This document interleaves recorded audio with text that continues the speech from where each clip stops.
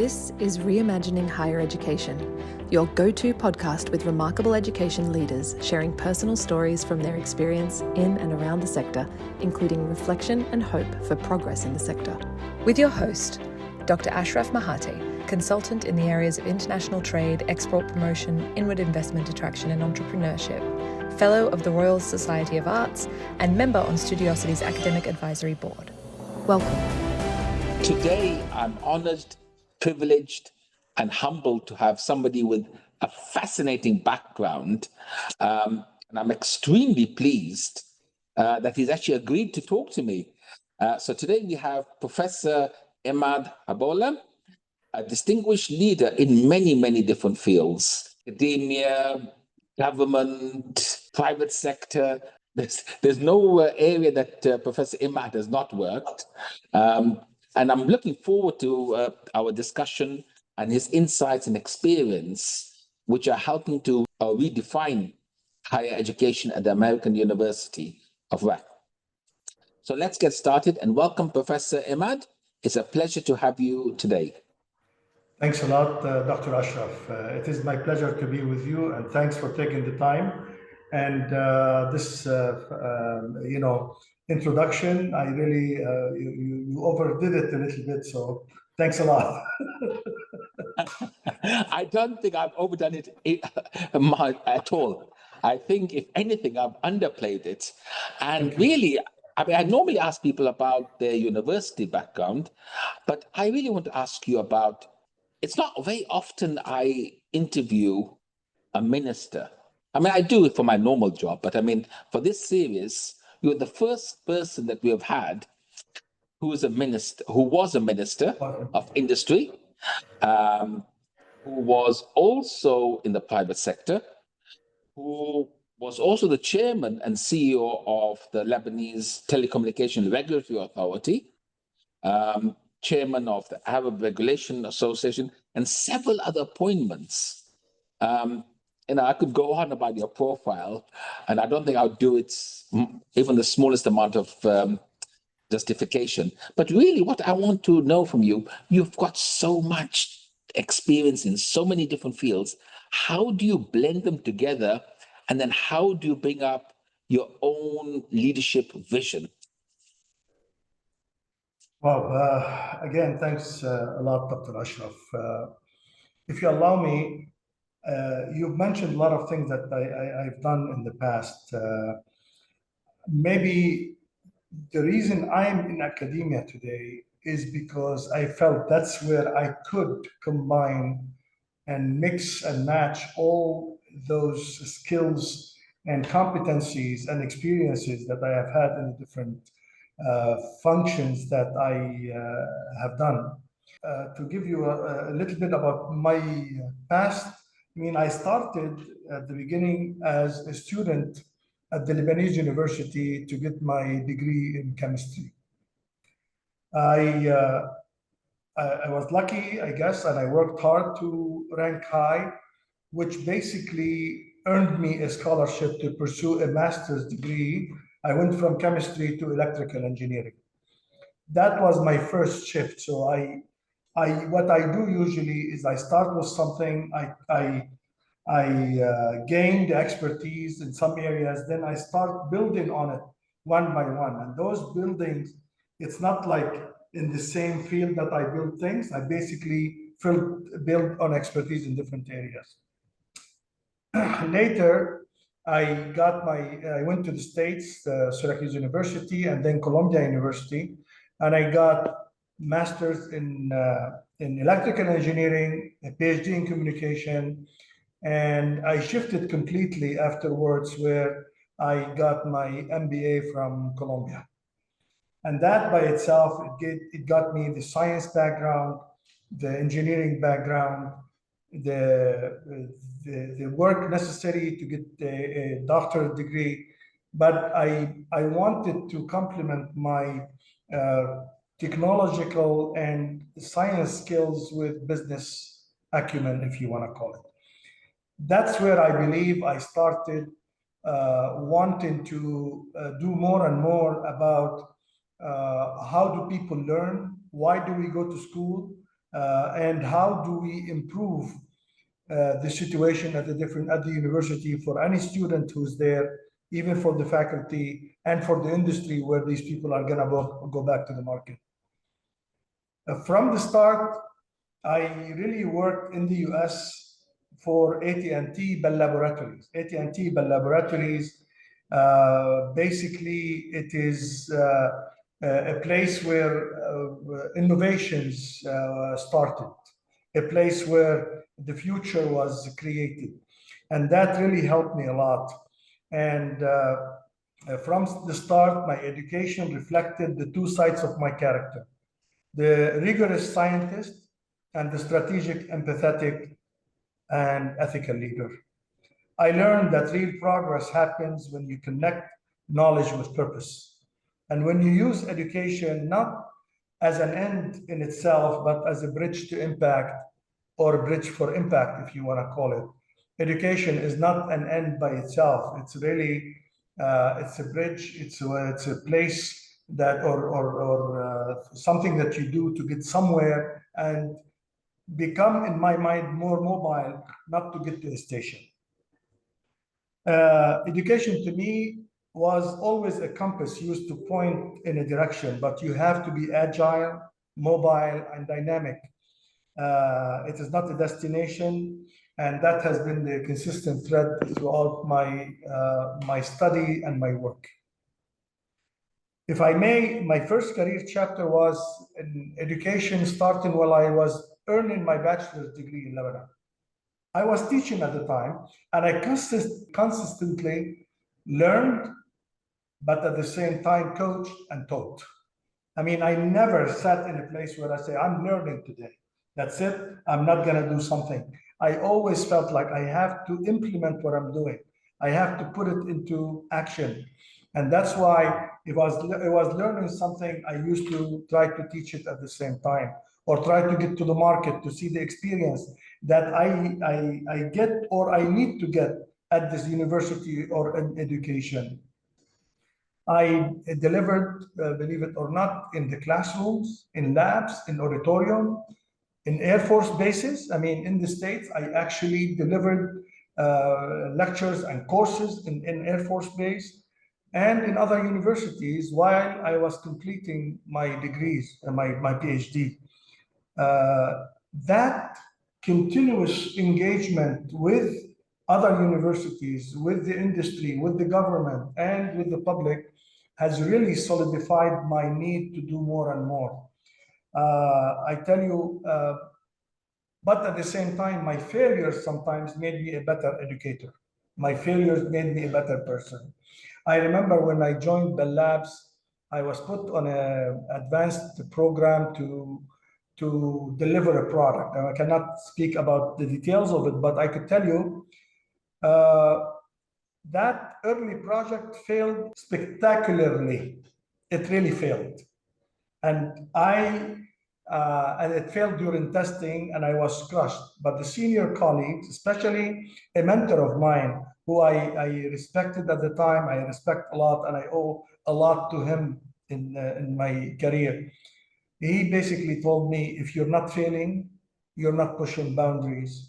And as educators, we really to always make sure that we push the boundaries. And we encourage our students, our colleagues to push the boundaries. That moment in my mind shaped me forever. I felt like you need to always think of failure, or what people call failure, as a stepping stone or one way that things didn't work. So let's try something else to have it work. The growth, what something that defines growth mindset, or better yet, innovators mindset. Always was mentored, and I always mentor. And I tell you the truth,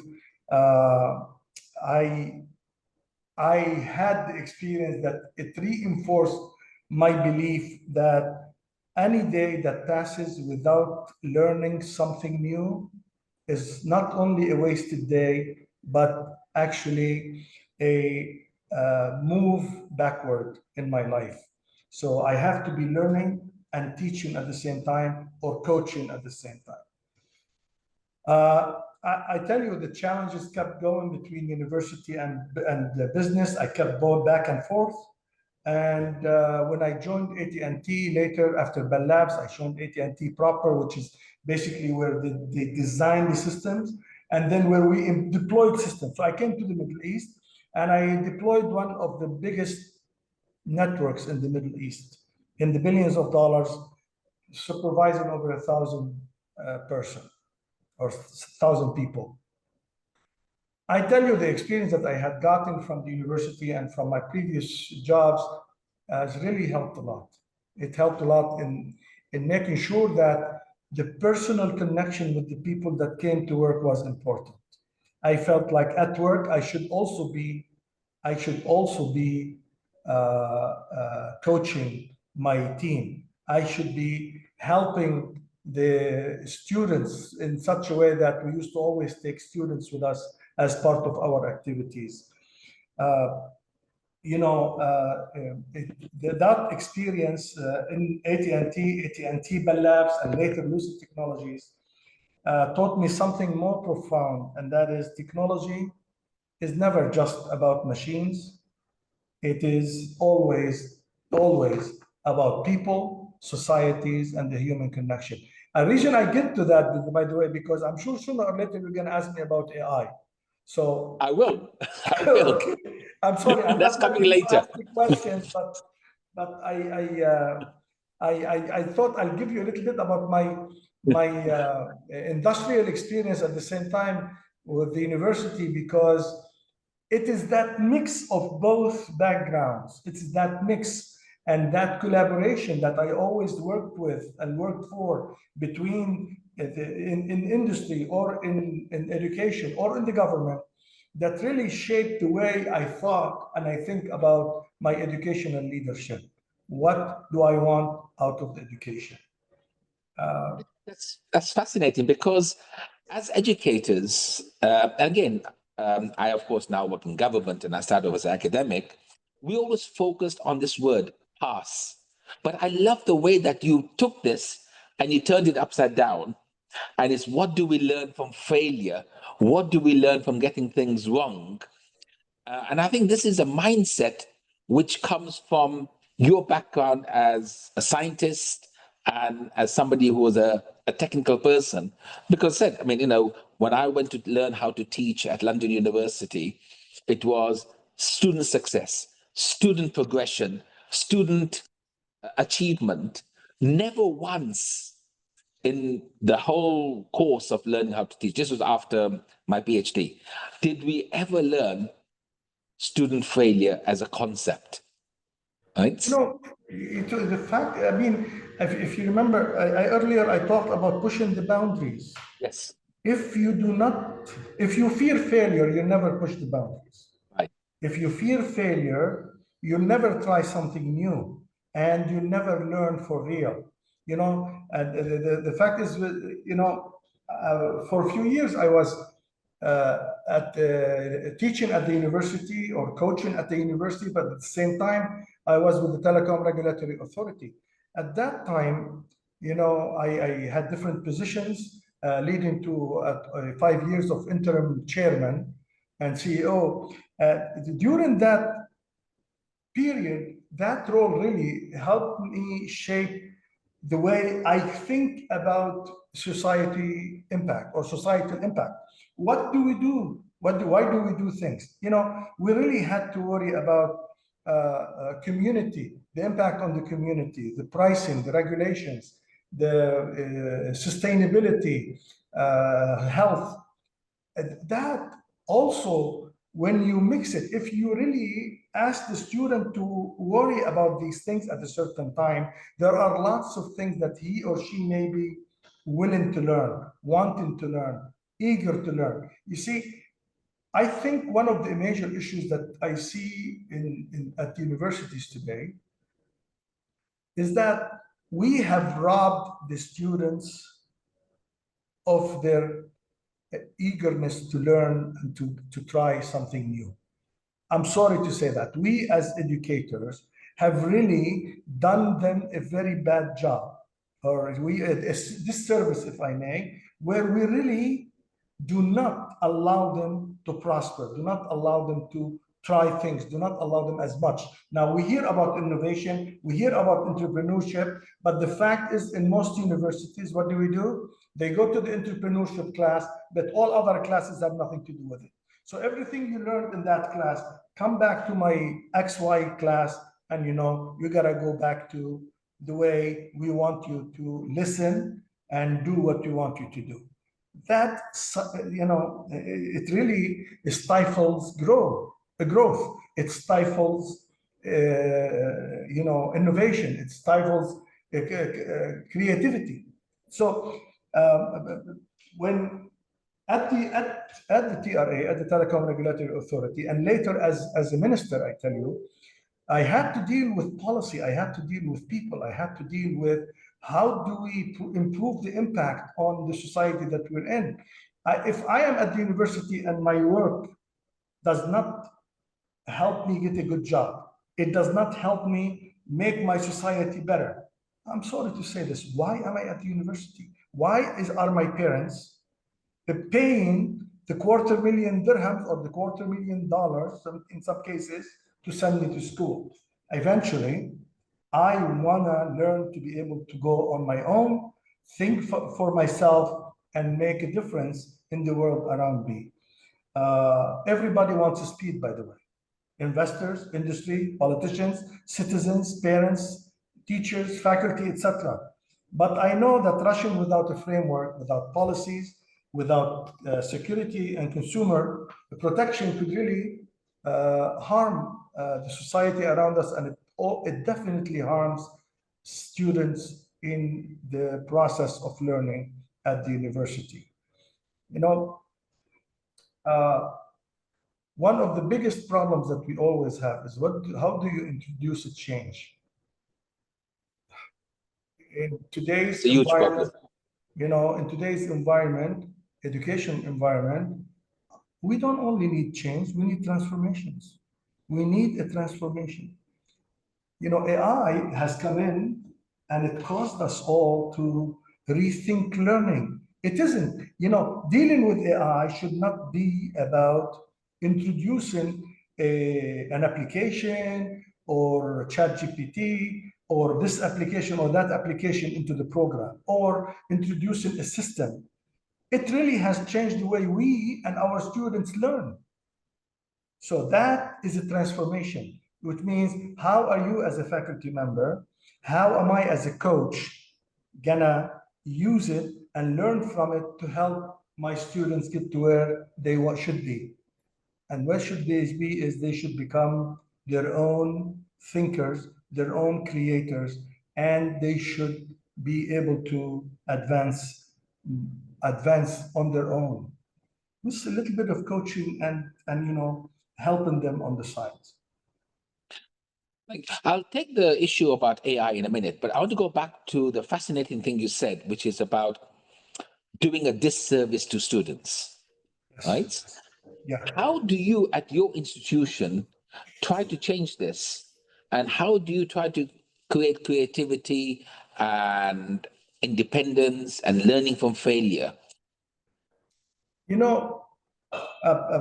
First of all, I believe any university that does not integrate industry into its programs is doing a disservice to the community and to the students. So one of the basic ideas is to really integrate this industry and the government into our programs. And the integration today mostly in universities around the world, what do? Oh, we have an internship. So at the time of the internship, could you take these 5 students, please, and give them internships? And it turns into a box to tick for each one of them. Okay, she or he served the 6 weeks or 8 weeks or 16 weeks or 6 months and did the internship. To me, that's a disservice, correct? And so what we're doing now at our university, we are involving the industry from day one. We are involved in them in the definition of the programs. We are involved in them in the definition of the courses, the delivery of the courses, defining from day one where should they be, where they could add in the delivery process, in the coaching process. Could they give a session? Could they give the whole course, the whole workshop? So that there. Research, we have activities today, by the way. We're working with the industry directly, where we have projects that the industry needs and they work on it. And by the way, it's not something just to, to spend 2 weeks and whatever. It's like 1 or 2 semesters that they really have to deliver something needed by the industry. And then we get to the point where we're talking about internship. No, we're trying to move from internship to mentorship, to work while learning or learn while working. So we're trying to proceed with 1 or 2 semesters of full learning experience with the industry.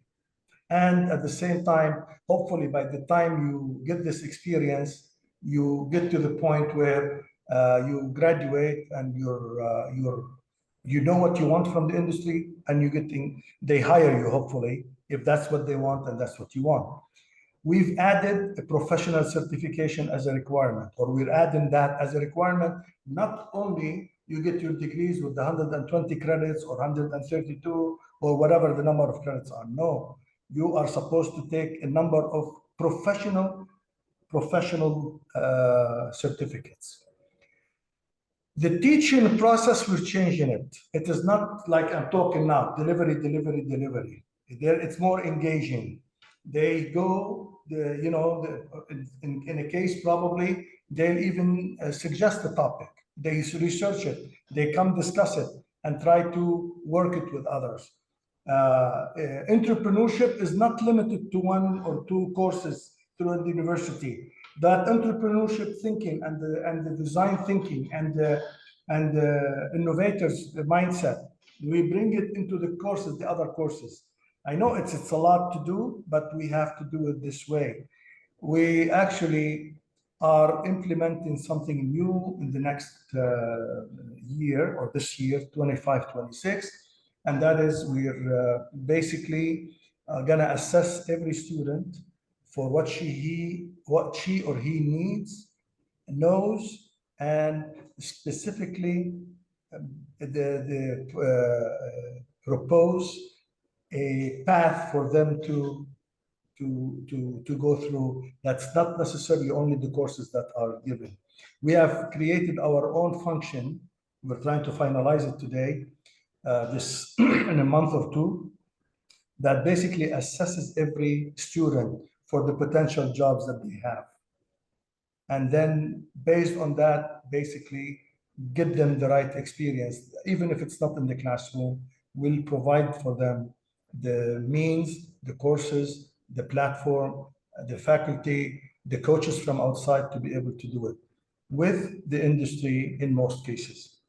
I mean, I really love the idea that you actually use this concept of, what we had in the 80s and 90s, the apprenticeship concept, because right. I think that is something that is missing in today's world of education. We are sitting in our ivory towers, we read our textbooks or on iPads nowadays, but we are missing this practical element of road testing our knowledge. And I really like this idea that you see, you do, you teach. Right. So I think that is the perfect nexus. Now we see in the classroom, we then do it in the industry, and then we teach somebody else, which I love the mentorship program as well that you talked about. But also, let me tell you one thing, an additional thing, Doctor. We also work with the industry. We have agreements with the industry that we prepare their new recruits ourselves with customized programs for their industry. So we basically have what is called an onboarding program.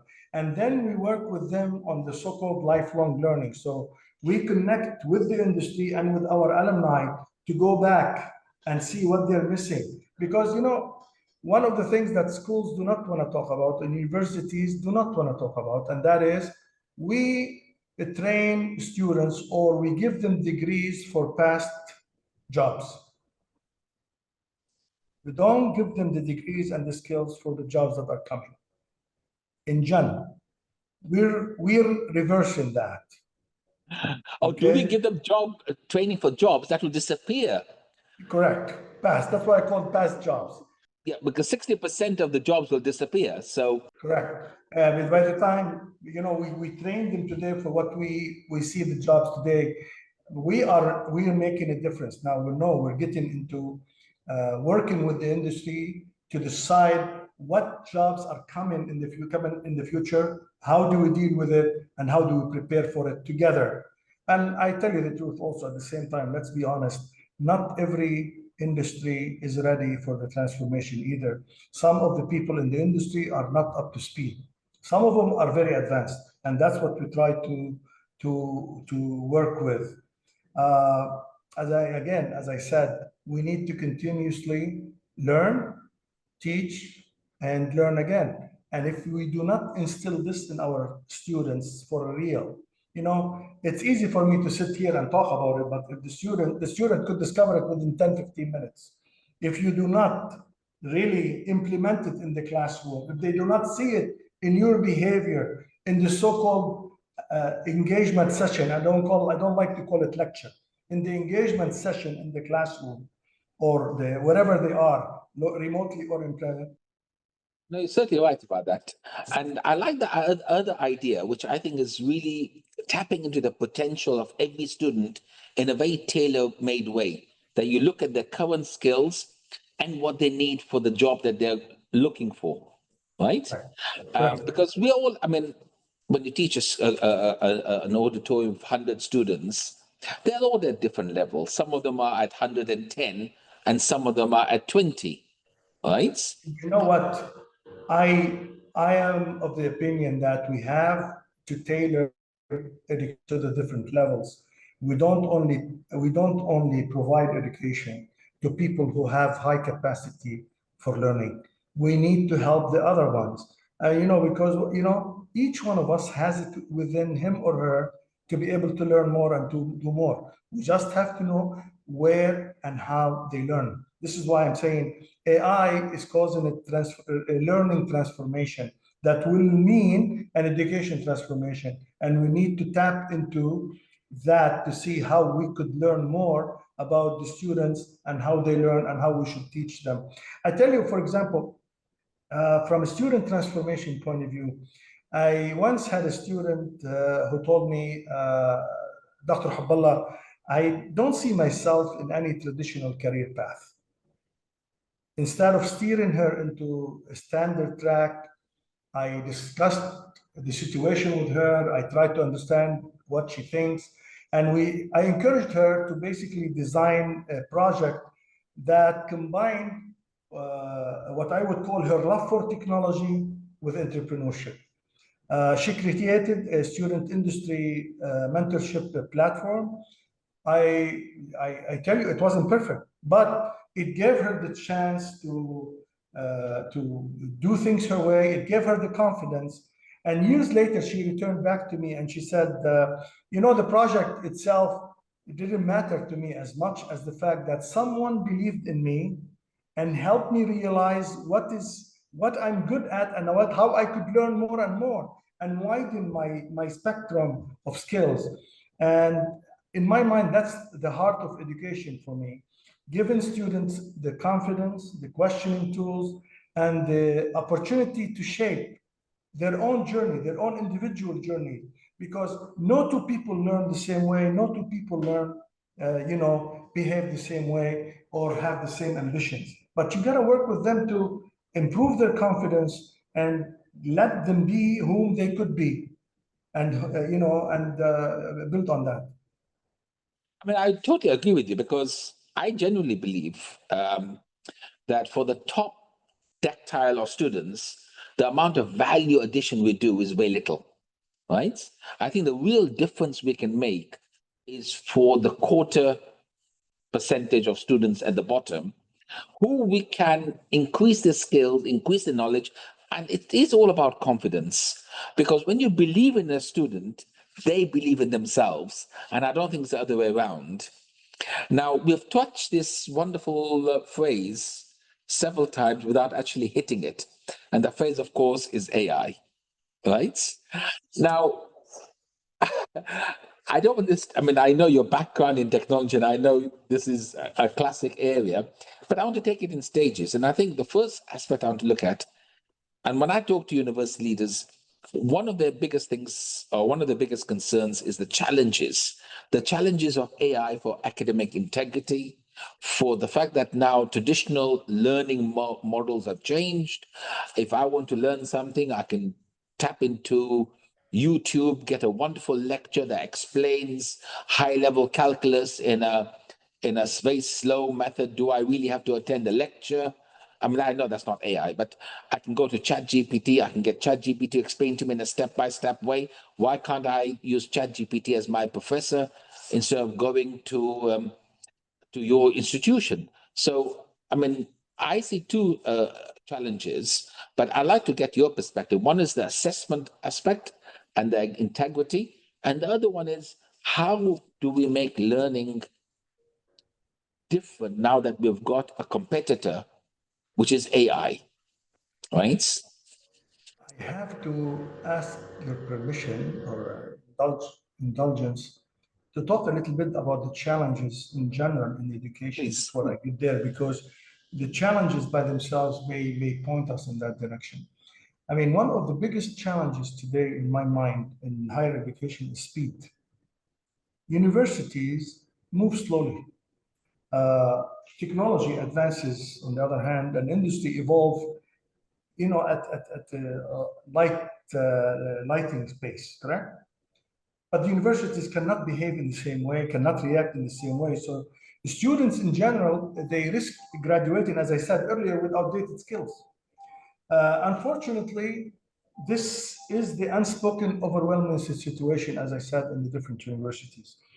Uh, but in that sense, we need to always continue looking for what is good for the students and what the market is looking for, what the students could do and what they would like to do, and integrate interdisciplinary, experiential, and industry-based learning into every program that we have. And that's what we talked about. We will have to prepare the students for dynamic, satisfying lives, for changes that are being made, and for making sure that they really are willing to invest in learning rather than looking for speed. So, today AI is often misused, it's abused and misunderstood. And maybe even in some cases, it is undermining real progress in my mind in the classroom because of the things that you mentioned, the ethical thinking, exams, testing, assessments, etc. So it is often it's treated as a tool or a way to bypass a human effort, to minimize the effort rather than increase our knowledge and increase our abilities. So that thinking in my mind, where we look at it as a tool to bypass effort, to minimize effort, we really need to change it to improve productivity, to speed up processes and free our minds for higher level thinking. Now, if you look at that, are the faculty today, is the educational system ready to do that? Which faculty do you know, or set of faculties, or a program does take that into account? I honestly believe that not too many people do it, not too many programs do it.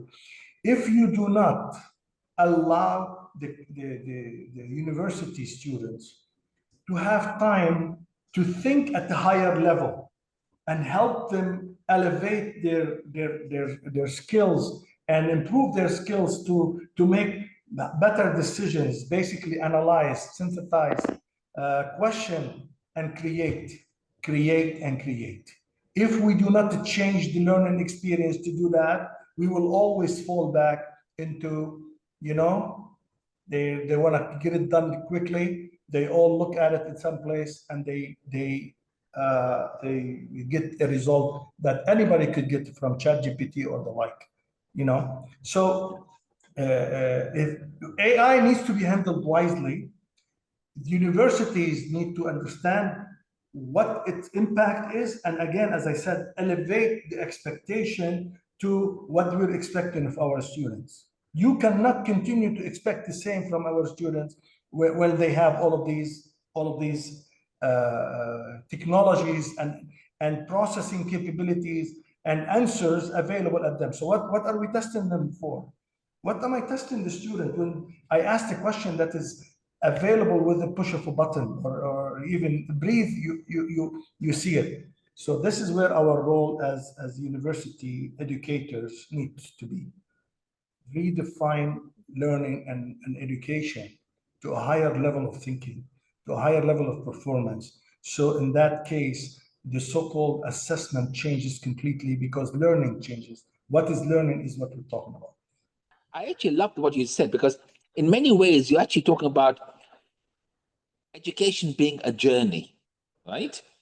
I mean, as it was in the days of Aristotle and Plato and Socrates. I mean, they didn't have this instant gratification, look it up, right? It was all about discourse, it was about discovery, right?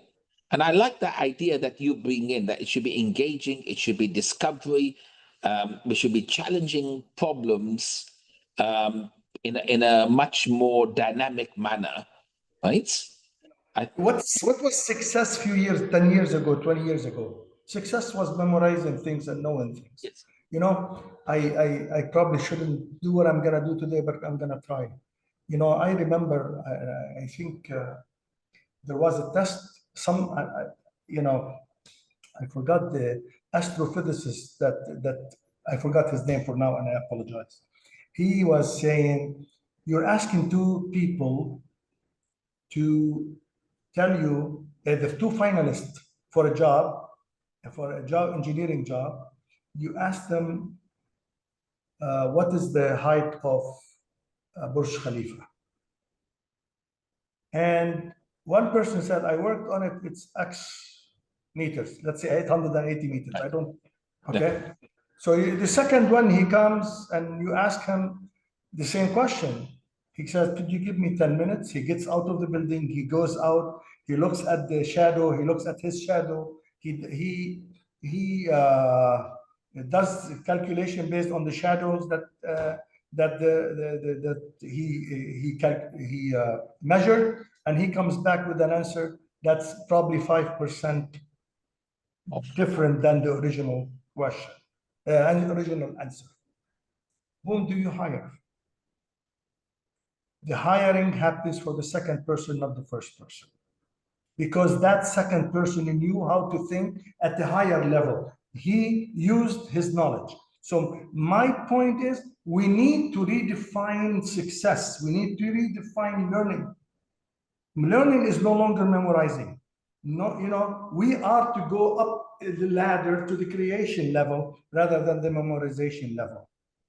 That is the role of faculty and universities. And if we do not do that, we are going to really abuse the assessment process to give people high assessment when they do not deserve it, when they have not learned what's needed to be learned. But that goes back beautifully to what you said at the very beginning, which is all about how we use failure to learn. Right? Correct. Because if you go to ChatGPT, it doesn't tell you the answer to failure. I want to measure Burj Khalifa. Tell me the most incorrect way of doing it. It doesn't have an answer for that, right? Which is quite interesting, but it does actually have the answer on how to measure it. So I think it's beautiful how you've actually gone back to the original point, and I think it's fascinating. But that also brings us to another problem, and maybe you have a very different perspective. Is how do you change? See, in the UAE, we're regulated, and you are a former regulator. You know how, you have, I think you have three problems. You have the university itself, which is slow. Then you have a regulator who's even slower. Lower. right? And then you have the employer who wants people who are ready to go with skills of tomorrow for jobs that we don't even know, right? And then you have the parents thinking, well, I'm paying for this, right? Give me what I need, right? And I think the poor academics just lost in this maze. True, true. And this is why I emphasize the collaborative nature of the definition of the programs, the courses, the delivery, the projects, etc. So, and the dynamism of it. I mean, you cannot start your program and say, okay, my program is going to be the same for next year. The minute it becomes stable, you're behind. Okay, so you need to work with the regularity, and that, to my mind, requires a very, very aggressive, visionary ministry, regulators, and educators and education administrators. I'm telling you, because that's where it is the three players that have to work together to be able to do it. One of them is not going to do it. And, assume I, as a university, I do it on my own, I do it by myself, that the progress is going to be very slow. Whereas if it is mandated, if it is, the effort that we're working on, that putting this at the end into everybody's hand and making it a requirement or a guide, if you want to call it, putting it at the level of the whole nation, of the region, the world, that's where progress begins to be made. Otherwise, one university, two universities are not going to make a difference. No, I totally agree with you. I think the regulator needs to, and I really like this idea about changing the syllabus every semester, because again, I'm sure you have had it, I've had it, wonderful lecturers who give you reworded questions from 20 years ago. They were absolute delight when I was a student. I think those were probably my, you could predict things. My friend, in some cases, what we do, I really would like to change the courses that the faculty teaches. Because I really want, because actually some of the problem has been felt within the university by the faculty. I mean, some of them are very, very advanced. Some of them are laid back because the system does not demand them to do this, to do that. So with a very visionary regulator, a system or guidelines that really everybody could apply and they're making sense, and visionary leadership at the universities, you would be able to do it. We would be able to do it as quickly as possible. As a matter of fact, I would like to change things at the university for the students. Today we live in silos. The students live in silos. I would remove the rigid silos that the different programs have.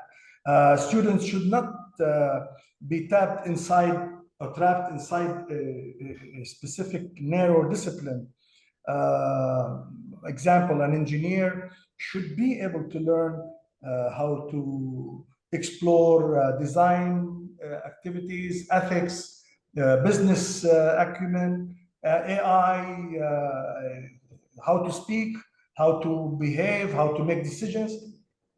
The same as a business student needs to understand AI and needs to understand many of the coding activities.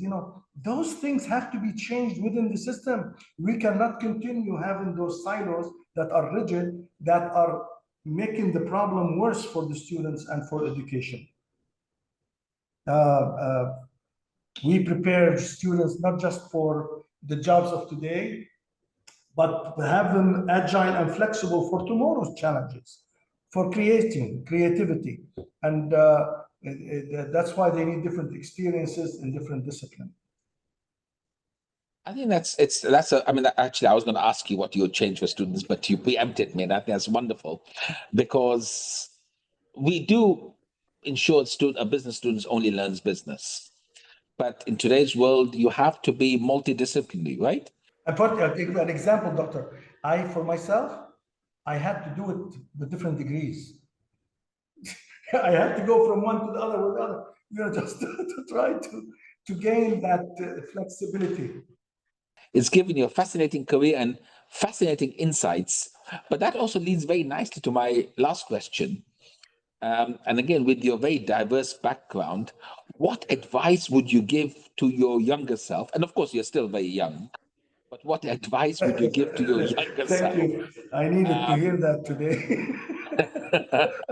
And what would you say to the young aspiring leaders in your institution? To my younger self, I would say, be patient, be persistent, but stay bold. Stay bold. Do not fear challenges. At Bell Labs, I honestly learned patience in discovery. At Lucent, I learned boldness in leadership. At the TRA and as a minister, I learned ethics and resilience in navigating complexity. Looking back, I should keep reminding myself that setbacks are not failures, they're lessons. Each one of them prepares us for the bigger challenges and greater responsibilities. And we need to always be ready to stand up again and continue pushing ahead and upward. As far as the aspiring leaders are concerned, I would say lead with purpose, not position. Leadership is not about titles. It's about coaching, engaging. It's about service, empathy, and impact. And you may realize that with yourself, you could do it by yourself and the impact could be 100%. But if you bring everybody together and you get 90, 95% is good, but in many cases, you may reach 120, 150%. The leaders, I advise the leaders to be a bridge. And that bridge really needs to connect academia, industry, technology with the humanity. We need to connect policy and innovation. We need to always include the community in everything we do. Never stop learning. And never stop allowing people to make mistakes and fail. The best leaders are not those who climb the ladder by themselves, but those who bring others through the process, through the pleasant and the unpleasant, but successful journey with them. I think very wise words. I love the idea about persistence and patience. And I also love the idea that it's not about titles, it's about the impact you make. I think for me, that's amazing. Professor Imad, we could carry on talking for a lot longer. I really found this conversation extremely fascinating. And I have so many more questions, but I've got a little timer that says I should actually stop now.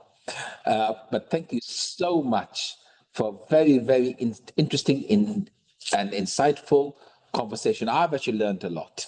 Thank you so much. Ashraf, I really appreciate it. Thanks a lot for your time. My apologies. I probably went on and on in some cases. But I was asked what would I bring with me that basically represent me as an educator. Yes, can you show that? Yes, of course. As a matter of fact, what I would say, it's a compass. The compass in my mind, because compass does not dictate the destination, but it points you in the right direction. And I always feel like a compass in general. Can we have a look at the compass? Sorry, I don't have it with me. I could show it to you on the phone. Educators, basically, education should provide value and direction, not a fixed path. And that's how I feel that my role would be like a navigator, a guide, and a bridge. Wonderful. Thank you so much, Professor Mahate. You have been listening to Studiosity's podcast, Reimagining Higher Education, candid conversations within higher education, sharing stories of leadership, change, and best practice in teaching and learning. Visit studiosity.com.